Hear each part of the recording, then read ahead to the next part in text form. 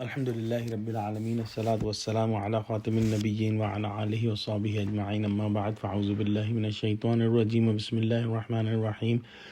Qala Allahu ta'ala fi Surah Al-E-Imran, إن يمسسكم قرح فقد مس القوم قرح مثله وتلك الأيام نداولها بين الناس وليعلم الله الذين آمنوا ويتخذ منكم شهداء والله لا يحب الظالمين. Translation: if a wound touches you or you received a blow, that disbelieving people have already been afflicted by similar wound. We alternate such days, good or difficult, among the people turn by turn, so that Allah makes evident to those who believe and may choose from among you those who bear witness to truth.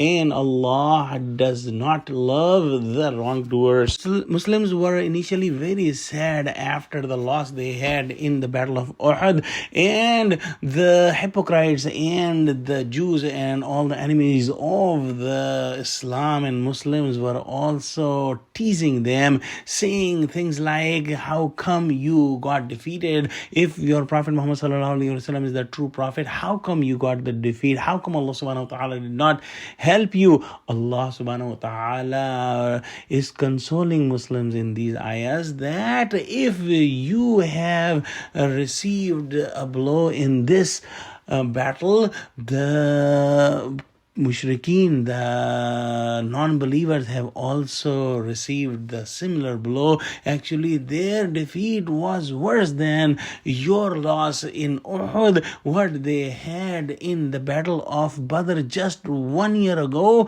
their 70 people were killed and 70 were also captured as prisoners.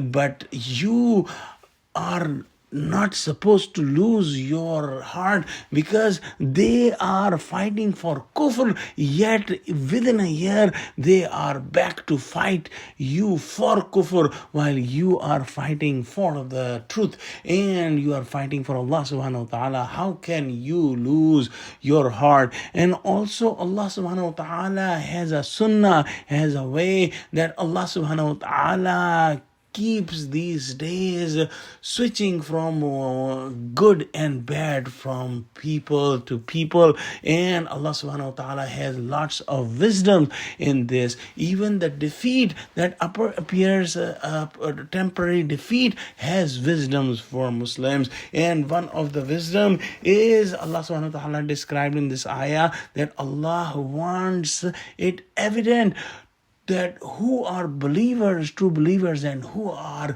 non-believers, or who are the hypocrites. And as we know, in the beginning of the Battle of Uhud, Abdullah bin Ubay, who was the chief of the hypocrites, took away, and 300 of those hypocrites left the battlefield and never fought. So everyone knew that they were the hypocrites. Even among those who fought, there were some hypocrites, and we will see the details of that in the next ayahs. The second wisdom Allah subhanahu wa ta'ala is explaining in this ayah, that Allah subhanahu wa ta'ala has chosen some of the pious people, some of the believers, as the martyrs, and those who are martyred in the Battle of Uhud are actually the chosen one, because they are the superior than those who are living, because the martyrs have lost their lives